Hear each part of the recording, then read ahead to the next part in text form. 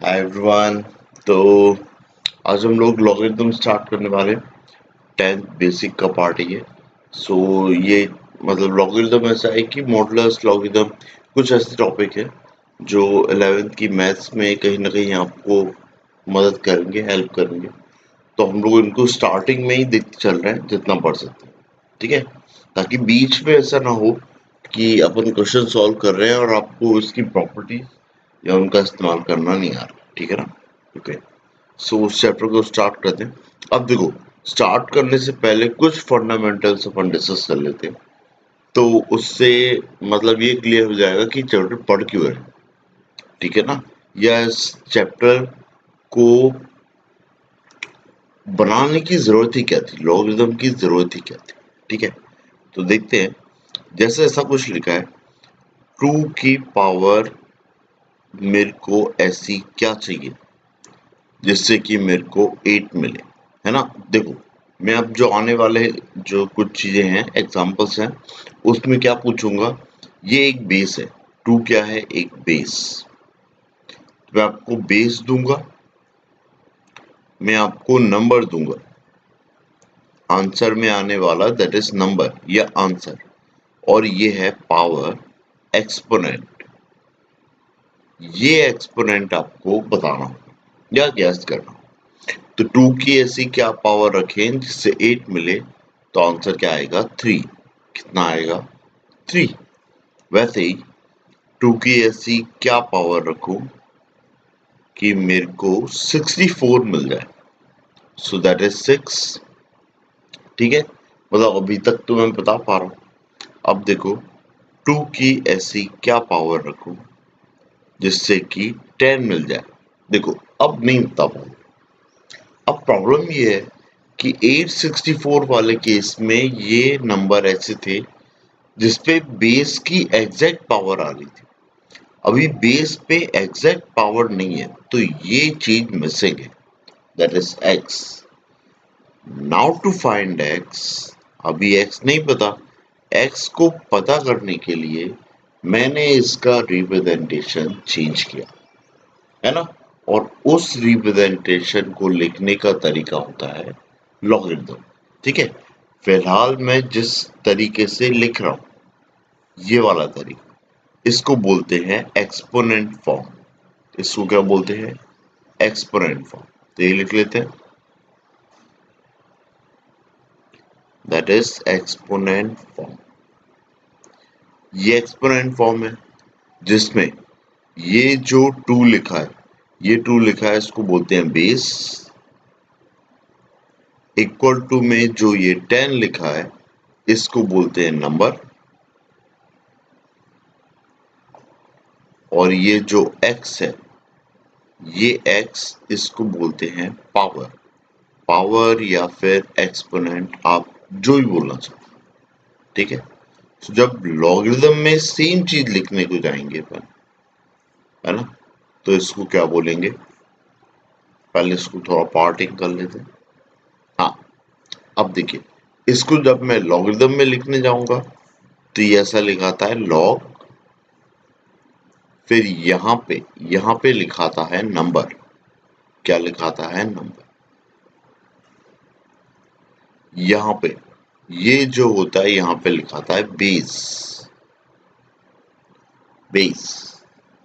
और equal to में मतलब आंसर जो आने वाला है वो होता है एक्सपोनेंट, ठीक है। होपफुली क्लियर है ना। तो इसको, जो ये वाला फॉर्म है, ये वाली चीज, इसको अगर मैं लिखने जाऊं तो ये कैसा लिखाएगा, लॉग नंबर। नंबर क्या लिखा है, 10, और बेस कितना है, 2, ये, और ये इक्वल टू एक्स, ऐसा, ठीक है। तो ये जो रिप्रेजेंटेशन है, इस रिप्रेजेंटेशन को क्या बोलते हैं, लॉगरिथम, लॉगरिथमेटिक, ठीक है। अब ये चीज अपन ने क्या देख ली कि भाई लॉग अपन पढ़ क्यों रहे हैं, क्योंकि अपन को एक्सपोनेंट पावर नहीं पता कुछ नंबर्स की, या बहुत सारे नंबर्स की, कुछ नहीं, बहुत सारे नंबर्स होंगे, ठीक है। तो इसको लिखने के तरीके से क्या समझ में आया कि लॉग को कैसे लिख सकते हैं। अब इस तरीके लिखने से क्या आपको पावर पता लग जाएगी? नहीं भाई, तब भी स्टिल आपको पावर नहीं पता लगेगी, आपको फिर भी आपको लॉगरिदम की टेबल की हेल्प लेना पड़ेगी, जिससे आपको वैल्यू पता लगती है। सिर्फ ये तो एक तरीका है कि रिप्रेजेंट कर पा रहा हूँ, है ना। और क्या होगा कि कुछ कॉम्प्लेक्स रिप्रेजेंटेशन को मैं थोड़ा सा सरल कर पाऊंगा इस तरीके से लिखने से, लॉग वाले फॉर्म से लिखने से। बस इतनी हेल्प है। स्टिल आपको अगर एक्स पता करना है ना, तो भी आपको लॉगरिदम टेबल की हेल्प लेना पड़ती है। ठीक है, तो होपफुली ये चीज समझ में आई। अब ये तो मैंने क्या देखा, लिखने का तरीका। अब इसी में ही पहला पहला प्रश्न कि अगर एक्सपोनेंट फॉर्म दिया हो तो उसको लॉगरिथमिक फॉर्म में कैसे लिखते हैं, और सेम वाइस वर्सा, है ना। तो पहली चीज क्या, log form to exponent form कैसे चलेगा भाई? ये है लॉग और नीचे क्या होगा, बेस, यहां पे होगा नंबर, और यही चीज किसके इक्वल होगी, पावर की। पावर को लिख देते हैं एक्स। ठीक है, ये लॉग फॉर्म है। अब इसको एक्सपोनेंट फॉर्म में लिखना है, तो कैसा, बेस की पावर में एक्सपोनेंट इक्वल टू मेरा नंबर, ऐसा है। तो बी की पावर एक्स और इक्वल टू में क्या आ जाएगा, नंबर। बिल्कुल सिंपल रिप्रेजेंटेशन। ठीक है, होपफुली इतना समझ में आया। अब सेकेंड आता है एक्सपोनेंट फॉर्म, और ये एक्सपोनेंट फॉर्म को मेरे को किस में लिखना है, लॉग फॉर्म। तो एक्सपोनेंट फॉर्म वापस इसी को लिख लेते हैं, दैट इज बी की power X equal to N. B क्या है, बेस, एक्स क्या है, एक्सपोनेंट, और एन क्या है, नंबर। तो सबसे पहले क्या लिखा था, लॉग, फिर नीचे बेस, यहाँ पे नंबर, और आंसर में आता है एक्सपोनेंट, दैट इज एक्स। ये कुछ तरीके हैं, एक्सपोनेंट से लॉग में जाना है और लॉग से एक्सपोनेंट में जाना है, तो उनको लिखने के तरीके। ठीक है, अब इसके बाद में जो आगे की प्रॉपर्टीज हैं वो भी हम कुछ ऐसे एग्जांपल्स के तौर पे ही देखेंगे, कि पहले एग्जांपल से आपको समझ में आए कि वो प्रॉपर्टी हम यूज ही क्यों कर रहे हैं, तो उसके पीछे लॉजिक क्या है, क्या एक ऐसी चीज है जिसको मैं प्रेजेंट नहीं कर पा रहा हूँ, या प्रेजेंट करने से कुछ एक कॉमन चीज समझ में आ रही है, तो उससे आपको समझ में आ जाएगा कि लॉगरिदम क्यों यूज कर रहे हैं। ठीक है ना, तो डिस्कस करते हैं। जैसे कि देख चलते हैं, मैं जैसे लिखता हूं कि 2 की ऐसी क्या पावर रखूं कि 2 मिल जाए, 3 की ऐसी क्या पावर रखूं कि 3 मिल जाए, 4 की ऐसी क्या पावर रखूं कि 4 मिल जाए। तो सब पे आंसर क्या क्या आ जाएगा, 1 1 1, है ना, बहुत सिंपल है ना। अब देखो, इसको इस तरीके से भी लिख सकता हूं कि a की ऐसी क्या पावर लिखूं जिससे कि a मिल जाए, तो मेरा एक्सपोनेंट क्या जाएगा, 1। अब इसी को लॉग के फॉर्म में लिखने जाऊं तो क्या जाएगा, लॉग बेस में क्या है, ये है बेस, तो यह जाएगा बेस में a, यहाँ पे लिखा था है नंबर, और नंबर क्या है, ये a, तो ये a, और ये कितना आ जाएगा, आंसर में क्या आएगा, एक्सपोनेंट, तो ये कितना आएगा, 1। सो आपको पहली चीज क्या समझ में आई कि लॉग ए बेस ए, इसको रीड कैसे करते हैं, log A base A, log number, फिर बेस, और फिर इक्वल टू में फिर आपका आंसर होगा। तो लॉग ए बेस ए कितना होगा, 1। मतलब नंबर और बेस अगर सेम है तो आंसर में कितना आता है, 1। ये हो गई अपनी पहली प्रॉपर्टी, इसको P1 लिख लेते हैं। अगली चीज सेम कुछ तरीके से सोचता हूँ कि सॉरी ये लॉग लिखते हैं, लॉग नहीं आएगा, पहले अपन एक्सपोनेंट फॉर्म में देख रहे हैं, फिर उसको देखेंगे कि नंबर के फॉर्म में अपन क्या लिखते हैं। ठीक है, सो मैं ऐसा सोचता हूँ कि मैं 2 की ऐसी क्या पावर लिखूं कि 1 मिल जाए। सेम 3 की ऐसी क्या पावर लिखूं कि 1 मिल जाए। 4 की ऐसी क्या पावर लिखूं कि 1 मिल जाए। तो सभी का आंसर आपके दिमाग में क्या जाएगा? 0। इसकी पावर भी क्या होगी? 0। इसकी पावर भी क्या होगी? 0। तो ये 2 3 4 जो चीज चेंज हो रही है उसको ए मान लेता हूँ। ये मेरे को फिलहाल नहीं पता, पर आंसर में जो नंबर है वो कितना आना चाहिए? 1। तो ए की पावर 0 ये कितना होता है? 1। इसी को लॉग के फॉर्म में लिखने जाओगे तो ये कितना आ जाएगा? लॉग, फिर यहाँ पे नंबर लिखा था है ना, तो ये कितना आ जाएगा? 1। और बेस में कितना आ जाएगा? ए। तो इसका आंसर दैट इज एक्सपोनेंट वो कितना आता है? 0। ये भी अपनी एक प्रॉपर्टी है। तो इसमें क्या बोल रहा है? अगर आपका नंबर 1 है, अगर आपका नंबर 1 है और बेस में आपका कुछ भी है तो ये कितना आएगा? इक्वल टू में 0। अब ये नीचे लिखा है ए, मतलब अभी लग रहा है कि बेस कुछ भी हो सकता है, तो कुछ भी नहीं होगा। धीरे धीरे डिस्कशन से समझ में आ जाएगा कि ये बेस पे भी कुछ ना कुछ रेस्ट्रिक्शन है। तो अपन ये रेस्ट्रिक्शन ही देखना चाह रहे हैं कि वो रेस्ट्रिक्शन आ ही क्यों रहे, प्रैक्टिकली वो रेस्ट्रिक्शन का मतलब क्या है। चीज समझ में आ गई? 1 पे कितना आ रहा है? 0। ये इसको अपन क्या मान लेते हैं भाई? इस तरीके से सेकंड प्रॉपर्टी। अब अगली चीज देखते हैं और देखते हैं।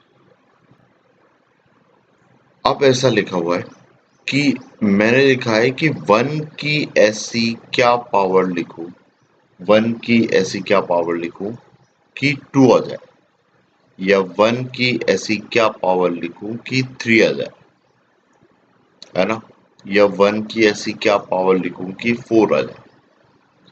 तो ये चीज बिल्कुल क्लियर नहीं है कि यार 1 की तो ऐसी कोई ऐसी चीज नहीं हो सकती कि यार वो लिखूं मैं आंसर में और आंसर मेरा क्या जाए? कोई नंबर आ जाए, मतलब आंसर में इक्वल टू में कोई नंबर ए आ जाए और बेस में कितना हो? 1।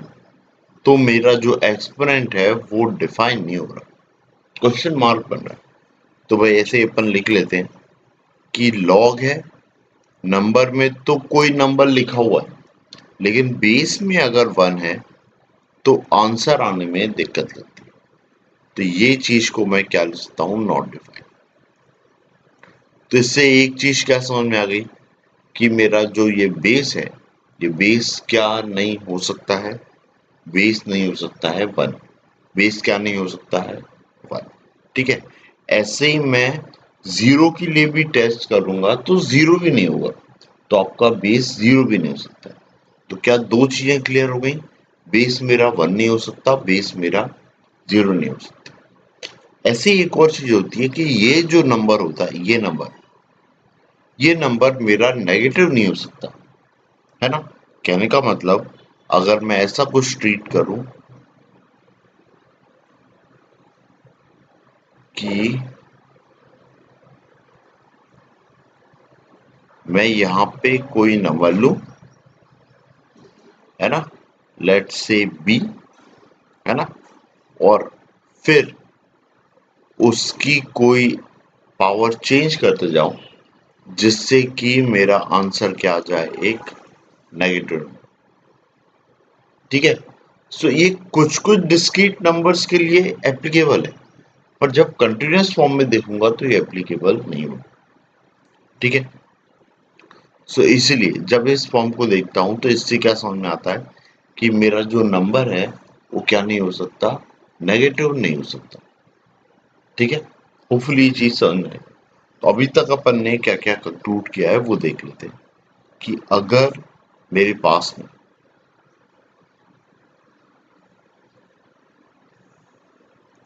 अगर मेरे पास में ऐसा कुछ लिखा है लॉग एन और बेस में ए लिखा है और आंसर में बी लिखा है, ऐसा लिखा हुआ है, तो अपन ने चीज क्या कंक्लूड की है?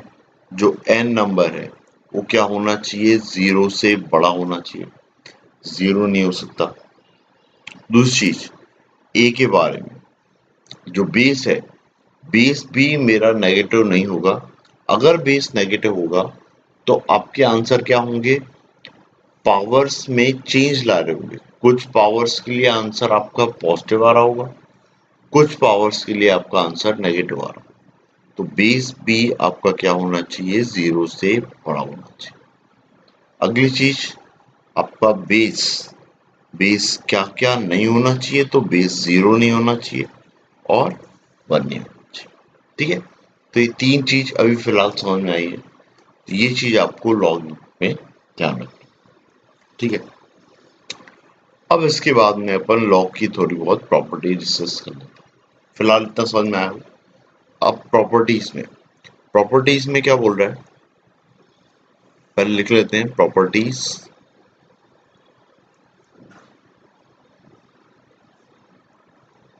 सो पहली चीज, आपको एक्सपोनेंट से लॉग में और लॉग को एक्सपोनेंट में कन्वर्ट करते आ गया होगा।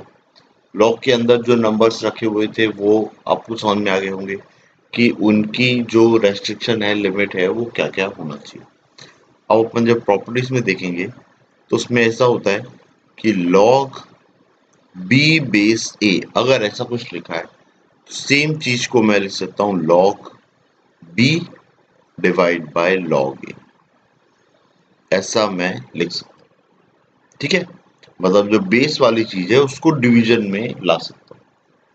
सेम चीज यही लॉग बी इसके डिवाइड में चला जाए तो इसको लिख सकता हूं 1 डिवाइड बाय लॉग ए, और उसके नीचे क्या, लॉग बी। कर सकते हैं, मैथमेटिकल रूल है, सिंपल सा रूल है तो, है ना। अब देखिए, लॉग बी लॉग ए के डिवाइड में आ गया, मतलब बी कहाँ जा सकता है, बेस में। तो सेम चीज को मैं ऐसा भी लिख सकता हूँ 1 divide by log A base B. तो आप देख रहे हो, मेरे को बेस और नंबर को जब एक्सचेंज करना हो, इंटरचेंज करना हो, तो मैं उसको डिवीजन में लिख लेता हूँ, 1 के डिवीजन में। या फिर ऐसा कुछ लिखा हो तो इससे मैं क्या लिख सकता हूँ, ये वाली चीज। ठीक है, log b base a equal to 1 by log a base b। पहली चीज ये, इसी में अब देखो, जब आप log b by log a लिख रहे हो तो बेस में कुछ नहीं लिख रहे हो। तो जब भी बेस में कुछ नहीं लिखा हो, दैट इज ऐसा लिखा हो log b, तो बाय डिफॉल्ट इसको मैं मानता हूं log b बेस 10, ऐसा। मतलब बेस में क्या मान के चलता हूं, 10। और जब भी एल एन बी जैसा कुछ लिखा हो तो इसमें बेस को मानते हैं अपन ई। क्या मानते हैं, ई। अब ये ई क्या होता है, ई एक यूलर नंबर है जिसकी वैल्यू होती है 2.716। ठीक है, ई कितना होता है, एक यूलर नंबर है, यूलर्स नंबर। ठीक है, और ऐसा कुछ लिखा हो तो आप इस तरीके से ये दो रिप्रेजेंटेशन को याद रख सकते। ठीक है, इसको अपन वो भी होते हैं नेचुरल लॉ, क्या बोलते हैं, नेचुरल लॉ।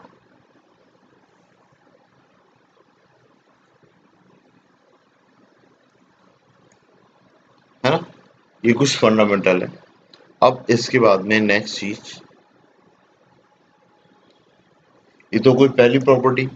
अब सेकंड प्रॉपर्टी,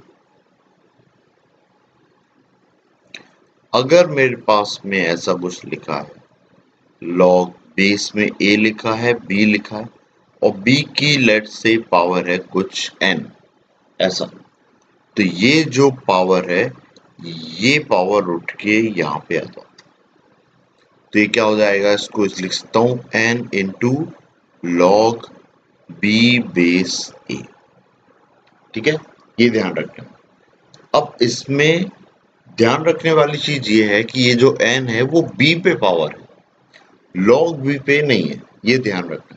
मतलब कि फिलहाल जो लिखा हुआ है वो ऐसा लिखा है log B to the power N, और उसका बेस है ए। ये वाली चीज सही है। ये ऐसा नहीं लिखा है, log b बेस a और इस पूरे की पावर n, ये नहीं, ये अलग चीज है और ये अलग चीज है। मेरी जो प्रॉपर्टी है वो इसके लिए नहीं। ठीक है, इतना क्लियर है। ये चीज अलग है। ये चीज ऐसा बता रहा है कि log b अपने आप में कैलकुलेट होगा, एक चीज आएगी, फिर उसकी पावर n है। और ये चीज क्या बता रहा है कि b की पावर n है, इसको मैंने log के अंदर लिखा, तो इसमें ये n आपका पीछे मल्टीप्लाई में चला जाएगा log वाले फंक्शन के साथ। ठीक है, ये चीज समझ में आई। अब इसी के आगे का फॉर्म देख लेते हैं। अगर सेम चीज कभी इस फॉर्मेट में लिखी हो, जैसे कि ये लिखा हुआ है log, ये लिखा है b और ये लिखा है बेस में a। अब बेस की भी पावर है m और b की भी पावर है n, तो क्या करेंगे? तो देखो भाई, इसको ऐसा लिख सकता हूं log b की पावर n और डिवाइड में log a की पावर m, ऐसा लिख सकते हैं, है ना। ये पहली प्रॉपर्टी से आया था। अब दोनों में ही क्या होगा, n यहां मल्टीप्लाई में आ जाएगा न्यूमरेटर में और m कहा जाएगा डिनोमिनेटर में। तो इसी चीज को ऐसा लिख सकते हैं log b और डिवाइड में log a, यहां पावर n आ जाएगी और डिवाइड में पावर कितनी आ जाएगी, n। अब ये जो बेस का नंबर था या डिवीजन में था log a, ये a कहाँ चल जाएगा, बेस में, है ना भाई। जैसा log b by log a लिखा था, तो जो डिवाइड में आ रहा था वो वापस बेस में जा सकता है। तो ये कितना आ जाएगा, n by m log b base a। तो इस वाली प्रॉपर्टी से क्या समझ में आया, ये सेकंड प्रॉपर्टी का एक्सटेंशन है एक तरीके से, है ना, कि जो नंबर है, नंबर की जो पावर है वो न्यूमरेटर में आती है और बेस की पावर कहाँ जाती है, डिनोमिनेटर। तो कोई भी बड़ा नंबर है, आप उसको शॉर्ट फॉर्म में करके छोटे फॉर्म में लिख सकते हैं। ठीक है, ये क्या थी अपनी सेकंड प्रॉपर्टी। अब ऐसे ही थर्ड प्रॉपर्टी देखते हैं अपन। थर्ड प्रॉपर्टी ये वही थर्ड प्रॉपर्टी। अब ये लिखा है log a plus log b, इन दोनों के बेस में सेम नंबर होना चाहिए, है ना। जब तक बेस सेम है तब तक ये प्रॉपर्टी आपकी चलेगी। बेस सेम नहीं है भैया, तो ये प्रॉपर्टी आप नहीं लगा सकते। इसमें ध्यान रखना है, बेस मस्ट बी सेम। लिख लो, बेस मस्ट बी सेम, तो ये आप प्रॉपर्टी अप्लाई करो।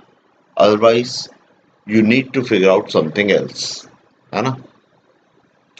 जब भी ऐसा होगा तो क्या आ जाएगा, आपके दोनों नंबर मल्टीप्लिकेशन में आ जाएंगे। तो इसको कैसा लिख सकता हूँ, log a इंटू बी और बेस में क्या आ जाएगा, c। ठीक है, समझ में आ गया ये चीज। अब देखो इसी में एक और कंफ्यूजन, ये लिखा है तो ये प्रॉपर्टी एप्लीकेबल है, लेकिन अगर ऐसा कुछ लिखा है log a प्लस बी और बेस c, तो इसका आंसर ऐसा नहीं होता, log ए बी और बेस सी, ये नहीं होता, ये ध्यान रखना। log a plus B is different thing, ठीक है ना। इसको अगर एग्जांपल में देखो तो ये ऐसा दिख रहा है बेटा, log 2 प्लस log 3, तो ये दोनों अलग अलग चीजें, बेस में कुछ नहीं लिखा है तो 10 होगा, तो इसी चीज को क्या लिख सकता हूँ, log 2 इंटू 3, तो ये कितना हो जाएगा, log 6। लेकिन अगर ये ऐसा लिखा है log 2 प्लस 3, तो इसमें प्रॉपर्टी अप्लाई नहीं होगी, इसमें तो सिंपली नंबर ऐड हो रहे होंगे ना अपने। 2 प्लस 3 कितना हो जाएगा, 5, तो ये कितना आ जाएगा, log 5। ठीक है, तो ये प्लस वाला हो गया। तो प्लस में मल्टीप्लिकेशन हो रहा है, तो आप गैस कर सकते हो कि जब मेरा सब्ट्रैक्ट हो रहा होगा तब क्या हो रहा होगा। तो log a है माइनस log b है तो इस केस में क्या हो रहा होगा, डिवीजन। तो ये हो जाएगा log a बाय b। अब इसको पहली प्रॉपर्टी से कंफ्यूज नहीं होना, ठीक है ना। उसमें log a divide by log b था, इसमें log a divide by b, दोनों अलग चीजें। ये इसके लिए है और उसमें जो लिखा था वो log a divide by log b लिखा था। दोनों log के फंक्शन थे, न्यूमरेटर में भी और डिनोमिनेटर में। इसमें दोनों में log फंक्शन नहीं है, log फंक्शन तो न्यूमरेटर में ही है, पर न्यूमरेटर के नंबर के डिवाइड में डिनोमिनेटर आ गया, ठीक है, जब सब्ट्रैक्ट होगा। और इसके लिए भी क्या, आपके जो बेस है वो क्या होना चाहिए, सेम, ठीक है।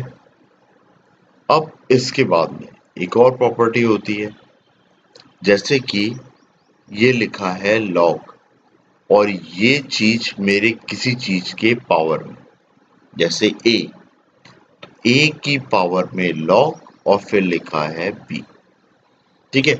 अब बेस में कुछ नहीं लिखा है तो बेस 10 होगा, ठीक है ना। आप अगर यहाँ पे c भी लिखना चाहे तो भी लिख सकते हैं।